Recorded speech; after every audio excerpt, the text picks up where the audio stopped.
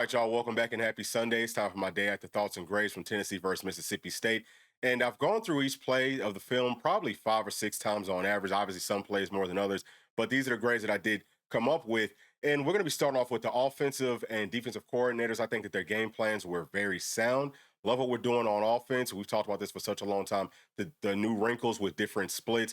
We have just like a lot of different route combinations that we can run. We were dialing things up, which is absolutely beautiful. And something that we've talked about for like the past couple of weeks is finding a way to get our wide receivers blocking the safeties within our like running game, which I finally started to see more of that versus Mississippi State. There's still some things that we got to get figured out, maybe with some pre-snap movement to kind of free up our running backs some more. But yeah, I think that what Coach Halsley did out there was really nice. Now, as far as clock management, that to me goes more on Coach Heupel. I don't think that he did the best job over the course of the game, but obviously, man, like you can nitpick it, just like a few negative things that might stand out to everybody, but really we played a pretty solid game. The game plans were really good. We'll talk about the individual players more towards the end of this, y'all. And in just a second, we're going to jump into the stats and we'll be breaking down more of this stuff for sure. So with Coach Banks on defense, I love his game plan. We talked about versus this style of offense. You want to play a lot more like shells coverage, so a lot more deep coverage. And that's exactly what we saw.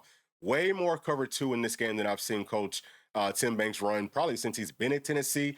We saw the cornerbacks getting some safety help, especially Tyler Redmond, which I think is necessary. And it worked out well for us. There's a couple of things that I'm not sure if Coach Banks is calling this stuff, and we'll talk about that too, but I don't know if he's calling it or if it's more just like a lack of execution on our players. But the actual like play calls were good for the offense and for the defense. We just didn't always execute, and that's what the players' grades is going to be based off of. But y'all please do make sure to like and subscribe to the channel, and we're going to go ahead and jump into these stats from PFF, right? So let me also just tell y'all this, man. Mississippi State is a very good football team. They're going to shock some folks. They're going to win a lot more games, I think. They're not going to finish at the bottom of the SEC by any means. They are a good football team. So that was a great win, I think, on the road. But with PFF, I like to look at this because there's so much really quality information, and y'all just take y'all time. We're not going to go through every single thing here, but y'all like look at whatever you want to look at. So this column here on y'all's left, it's all like the team numbers. Over here is going to be the running games for both teams, and then the passing game. The running game is going to be up top, and then the passing game is going to be underneath that. And then over here, these are the special teams numbers. All right, so as far as total plays, where are we at? All right, so Tennessee had 72 plays and Mississippi State had 86. That's been kind of like a common theme so far this year, that the team that we're playing up against, they're getting more offensive plays. And I mean, we should have won every game so far this year. So that just means that the offense is doing a really good job of getting points, right? And it doesn't take us as long to get those points. But it also does mean that the defense is kind of struggling to get off the field. Now, understand something, man. Styles make fights. And with Mississippi State style of offense, it's not the best matchup for Tennessee, which is crazy because we go up against a similar style of offense every day in practice. Now, Coach Banks has seen it for like the first 4 years that he's been with Tennessee. But this year, our offense really it's not quite like Mississippi State's. Like theirs is more the way that we used to run, but they even had some nice wrinkles, as well. So, and then too, like I said, we've got to execute better on defense. Now, as far as the running game, these are the running numbers right here. So, number one, Tennessee had 30 rushes and Mississippi State had 51.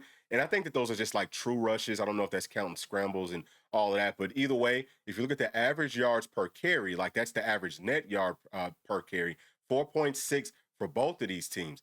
But if you look at just like the total from scrimmage stuff, they had 235 on the ground. Tennessee had 139. It's just because they ran the football more than we did. I feel like we would have stuck to the running game more. That's one thing that I will say. Like with Coach Halsley, and I don't know if it's Halsley or if it's Heupel, we do need to try to find a way, I think, to stick to the running game just a little bit more. But I can't be too mad at that, obviously, just because we ended up winning this game. But I think that could help us out. But we do have to, like I talked about, man, we got to find ways to get things going better within our running game so that the running backs have a little bit more room to run. Now, if you're looking at the average yards before contact, Tennessee actually averaged more. So 1.7 for us, 1.4 for Mississippi State. But after contact, obviously, Tennessee didn't do as good of a job of tackling as Mississippi State did. Also didn't do as good of a job of making their defense miss as Mississippi State did. And one of the things that I'll, going ahead and kind of point out with with Tennessee's running defense, because I know everyone's wondering what was the problem there. So number one, I think that our defensive tackles, they got pushed off the line of scrimmage a little bit too much. Jackson Moore didn't look great coming back, but it wasn't just him. It was almost everybody. Like whenever we got double teamed, way too much movement. So that was part of the problem. But then another really big issue, like I talked about with Coach Banks, I don't know if this is part of our scheme, but I've noticed that our Leos, they'll go from outside and crash to the inside. Man, we gave up the edge way too much. I'm not sure on some of the plays who's supposed to be that edge guy, but a lot of the big time runs that Mississippi State had was from us just like not, losing that edge. You know what I'm saying? Like we've got to hold on to the edge and force the running plays back to the inside. I think that our linebackers actually played pretty well. We missed several tackles. That's another part of it. But we also just like we made some really good hits. We made some really good tackles. We're going up against guys who can play. So I mean, you are going to miss some, but I think that we could probably clean up on some of that stuff and just be like a little bit better. But it really wasn't horrible. It's just I think that a big part of it is that Mississippi State had a really good game plan and they have good players. So sometimes you just gotta say, hey man, this is a really good offense and they're gonna make some plays as well. But I'll just keep on scrolling through. You can see the scrambles. So Tennessee, we had 4 scrambles. Mississippi State only had 3. And we'll keep on coming down. Now, this is the passing stuff, right? So Tennessee passed the football more than Mississippi State did. So we had 42, basically like dropbacks, and then Mississippi State had 35. You can see how all that looks. 335 yards passing to their 180, which has to make you feel great because we were concerned about our passing defense. But it goes back to the point of whenever you have a good game plan on defense, you can limit what a team likes to do. Just take away what they like to do first, and then they have to go do something else. That typically works out very well. So I'm proud of that. And then you can see what else do we have in here? All right. So as far as like how on target were we? So Joey Aguilar, he's at 60%, and then Blake Shapen, he was at 62%. But if you factor in drops, we were actually at 79%. And then Shapen, he was at 71%. So we had several drops. We definitely had to get that cleaned up. Wide receivers, not super proud of what they did out there. But I'm just going to keep on scrolling through. And y'all can pause this and y'all can look at whatever stats you want to look at. Hopefully, y'all can see this pretty good. But let's move on. I want to talk about the pass protection and just kind of like talk about how the offensive line looked for our team. And then also, obviously, we'll talk a little bit about Mississippi State. So this is Tennessee up top. Our pressure rate that we gave up was at about 21%. You can see that we gave up 2 sacks. The sacks were credited to Shamrod Umarov and also Peyton Lewis, who does need to do a much better job with his pass blocking. I'll also say this, that for all of our running backs, there were times where we were giving up pressures when they could have stayed in there to block on some blitzes, but they're going out for their passes a little bit too quickly. And we've talked about that. I want to say that we might have talked about that last week, but we've talked about it previously. That's got to get cleaned up because teams will dial up blitzes versus this type of an offense. That's going to be kind of a killer. We have to get that figured out. But for the most part, right, like y'all can see how well all of our players played. And then you can see that for Mississippi State, their pressure rate was at about 23.1%. Y'all can see who gave up all the sacks, mostly coming from their tackles. And, that's something that we had talked about that, man, their tackles, they're not great. And they most definitely struggled, especially on that right side with our pass rush. So let's take a look at the pass rush here real quick, and then we'll go ahead and I'll give y'all some more thoughts on the like individual grades. But right here, okay, you can see that again, this is what our pressure rate was, 23.1%, and our win rate was at 30, pretty much 31%. But we had guys like Tyree West, who had a great game. I'm super proud of him. I just think that he's a guy that we need to try to utilize as much as possible coming off of the edge. He's a major problem, but there were some times that it looked like to me he was supposed to have his outside leverage and he lost it, and we ended up giving up some pretty big runs. So we had to do both of those things, right? Obviously, playing it in, you're asked to do a lot. But some of the other players, man, Caleb Herring, he had a great game just as far as generating pressure. He's another one playing at Leo. He crashes inside a lot. Feels like he's one of the guys. And man, look, James Pierce did this a ton last year. It just felt like it worked out better for some reason. I don't know, man, and like if that's what they're supposed to do, or if it's something that the players see and then they just get to crash inside. But we've got to stop doing that because seems like every time that we've done it, almost it's been a negative play. Now it was a couple of times when we only had like 4 down linemen and the linebackers are split out wide, and we're able to kind of like stop the run based off of the Leo crashing inside. But I mean, that's about the only time that, to me, it makes any sense to even try to do something like that. But I'll just keep on scrolling. And, obviously this is the column that's going to show you all the like pressure rates and things like that. So we'll just keep on scrolling and y'all can take a look at whatever stats you want to look at. We'll do the same thing for Mississippi State. They didn't have anybody with the pressure rate, like any real player that's coming from like the front 4 with the pressure rate over 20%. This guy right here, he's a linebacker. I think that their linebackers, man, they did a good job dialing up blitzes. And for the most part, we did pick it up. But like I said, the running backs, we gotta get that figured out. All right, so next, let's talk about passing. Okay, we can take a quick look at how these passing numbers shake up. So Tennessee, obviously Joey Aguilar right here, Blake Shapen right there. That's their columns. I take the PFF grades with a grain of salt for sure. But this looks good. Obviously, with these two picks, it wasn't really. I'm gonna say this on the first throw to Miles Kitselman that was intercepted. It was a little bit high. Joey Aguilar, and he has a little spurt every single game. Starts, I think, like in the second quarter, where he just gets off with his passes. We got to get him, like his fundamentals need to be better. Throwing off your back foot a little bit too much, especially whenever that pressure is coming. He does it. I mean, it's crazy because he's kind of accurate with that, but it's just super dangerous. Not a good habit. And we can see some of the interceptions. It might be coming from that, but even still, I think that that's a play that Miles Kissman could have at least got his hands on it and don't let the football bounce up like that. So that's pretty much it. You can also see all the drops, man. Tennessee, we had 6 drops in this game. Running backs, wide receivers, tight ends. This had to do better. And Mississippi State only had 2. I think Tennessee's probably leading the SEC, if not the country, in drops so far. Well, I think that we might already have more drops this year than we had last year, which is mind blowing, right? But I'm gonna scroll through. You can see some of these other stats. Okay, we kind of already talked about this. It's funny because now this is saying 77.5%, but before it said 79%. So I don't know why it's different there, but it is. What else do we have in here that we could maybe break down? Okay, so average time to throw, we were at 2.96 seconds. I think that last year, over the course of the year, we're about there. We might have been, yeah, I think it was at about 2.9 seconds. And then with Blake Shapen, he was at 2.47 seconds. Some of that's based off of the play call, and it's going to be based off of the defense. Like, you have to have someone to throw the football to. And then really just kind of like going back, the sack that Peyton Lewis gave up, we had 3 or 4 people that were coming open, and we just didn't have the time to be able to get it to them. So hate to see those types of sacks given up whenever we could have had more positive plays. But let's go into these rushing numbers, y'all. All right, we're just going to go through a couple more of these. So we'll take a look at the rushing, then we'll take a look at the coverage. Y'all can see our running backs here. So Bishop, Star Thomas, Joey Aguilar, okay, and then Peyton Lewis. Y'all can see what they did out there. You can see all the columns up here, right up at the top. All right, so we didn't have any fumbles, which is always good.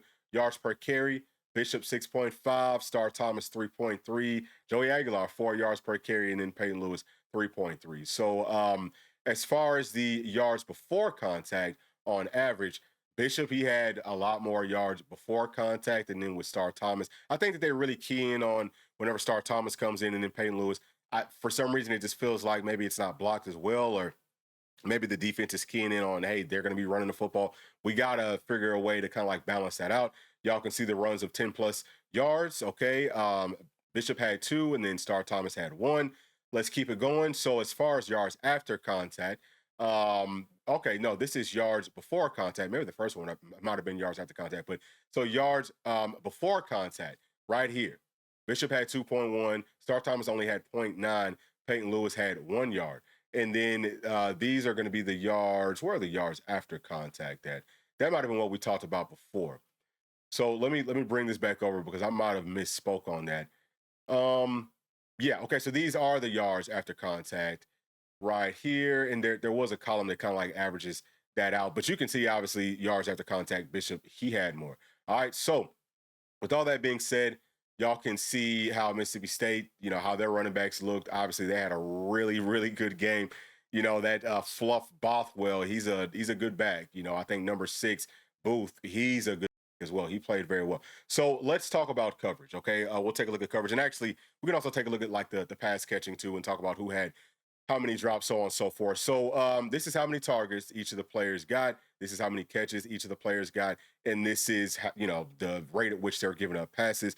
And again, a lot of that's going to be like underneath stuff. I think that our cornerbacks played very well. Really, just like the coverage looked good. Our linebackers looked really good in coverage. We weren't like busting on stuff. So that's always very, very positive. But I'll just kind of like scroll through that briefly and let y'all see how all that stuff looks. Obviously, man, Mississippi State, they've got some good secondary players, especially their cornerbacks. Now let's take a look at the pass catching stuff. And the main thing that I want to focus on here is drops. So who had the most drops? So Mike Matthews, he had 1. Braylon Staley had 2. Miles Kitselman also had 2. Star Thomas had 1. And I know that there's more for some of the other running backs, but that's not That's not showing up here. They're not showing everybody for some reason, but y'all can just kind of like see how the rest of this stuff plays out. Hopefully, y'all know what most of this stuff means, but it just kind of is what it is. With this type of stuff, you can tell. You know what I'm saying? Like you could tell just from watching the game who had a good, who played well, so on, so forth. All right. Now let's go on ahead and let's come back to these grades and let me just talk a little bit more about each individual player. So quarterback, I think that Joey Aguilar, he played well for the most part. We already talked about one little spurt in every game where he's not as accurate. It wasn't horrible. I think that he's doing a good job. He's keeping us out of sacks. We have to do a better job blocking. So gave him an A minus. He didn't have a fumble at the mesh point, something that he's done in almost every game. This would now be 2 games so far this year that he hasn't done that. That's a beautiful thing. So running backs, we talked about. I think they did a pretty good job of trying to, getting what's there and then trying to get more out of it, trying to make people miss at the second level. Love the fact that we're adding no wide receivers to come in and block the safeties. There's some things that we can do to maybe clean up our running game some and make it look even better. That's going to be huge moving forward. Our running game has to be better. We've got to be averaging at least 5 yards per carry if we want to win a national championship with this style of offense. But outside of that, just like blocking and stuff, didn't always look great. Talked about just flat out missing blocks and then also going out on routes just a little bit too early when we could have stayed in and maybe helped pick up one of the blitzers. Had to do better there. Wide receivers, we already saw several drops, but I think that they're running really good routes. I think that they're blocking well. And they're still making plays. They're still doing good things, man. Chris Brazzell, if it wasn't for him, well, I mean, really, I could say that all those guys, they did some good things, but Chris Brazzell, he's a freaking stud. I mean, he is for real, he's probably going to end up being a first round draft pick. I think this year Tennessee could have several guys who go in that first round, which is going to be huge for us moving forward. I think the tight ends blocked well for the most part, missed a couple of things, which is typical. Like you're going to miss some stuff, but I do think that there were some blocks that were just really critical and some big time moments that looked good from Miles Kitterman, also from Jack. Had to catch the football better. You know what I'm saying? Like I think that our tight ends have to be more of a weapon. Something else that I want to point out too, just like with the overall scheme of this offense, that I would like to see us do more empty sets. I thought that we would have done more versus Mississippi State.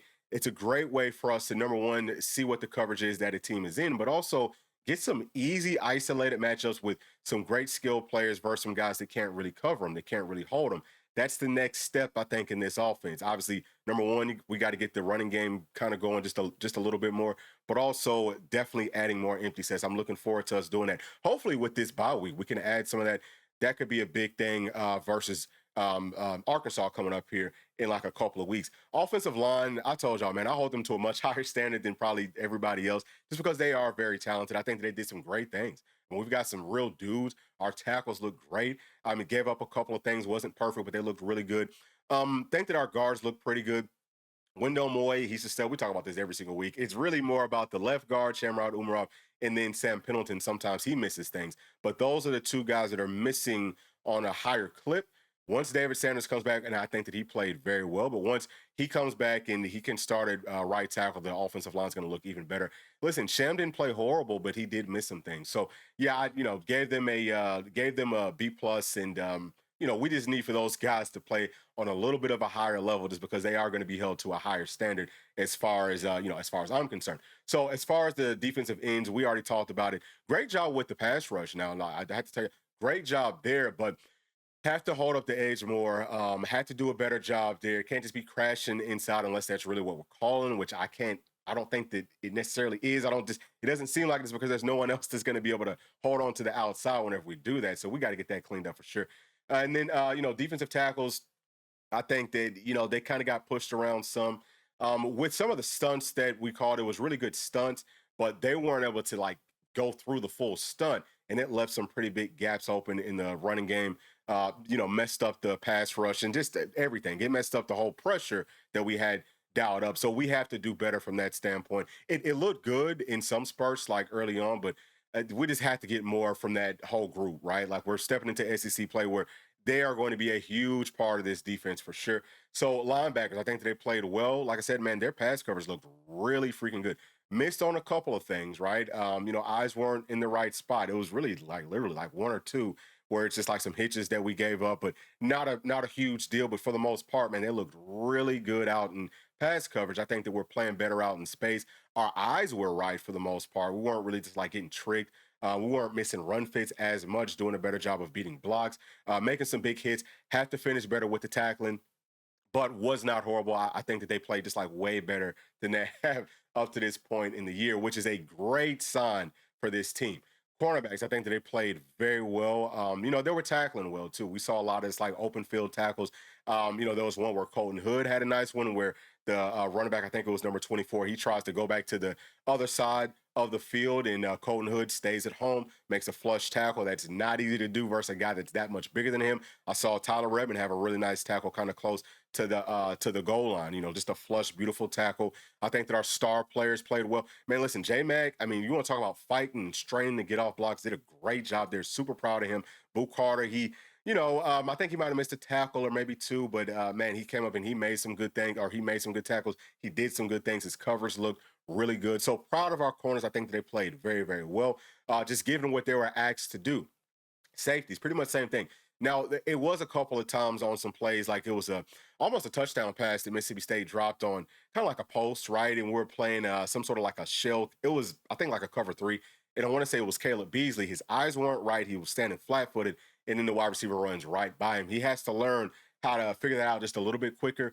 But I think that for the most part, man, that like they did tackle well. Of course, we didn't miss a couple of tackles.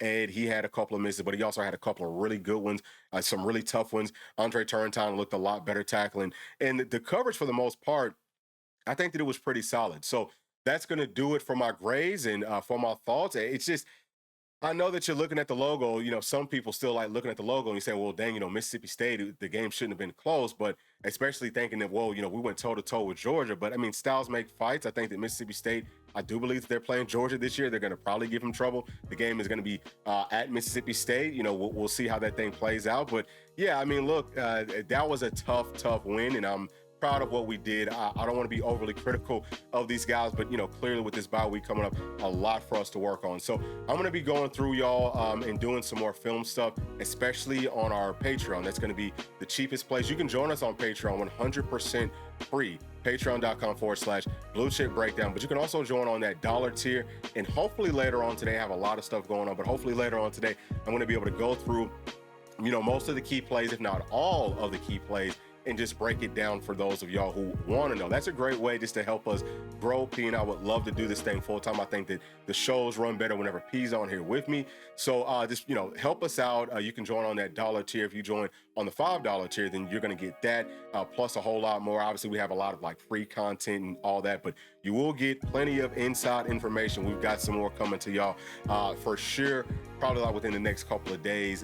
We are going to be like telling y'all the stuff that most of the other inside sites, like they're not going to share this type of information with you. So help us out there. You can also join us on YouTube by clicking on the join button just below this video. But do let me know what your thoughts are with this game. If some of y'all watched it back, I would love to hear what y'all think. But also make sure to like and subscribe to the channel, and we will be talking to y'all hopefully a little bit later on. Thanks, peace. Thanks for watching, and please make sure to like and subscribe to the channel because that keeps us growing inside of the YouTube algorithm. And if you did like this video, here's another one that you might also enjoy.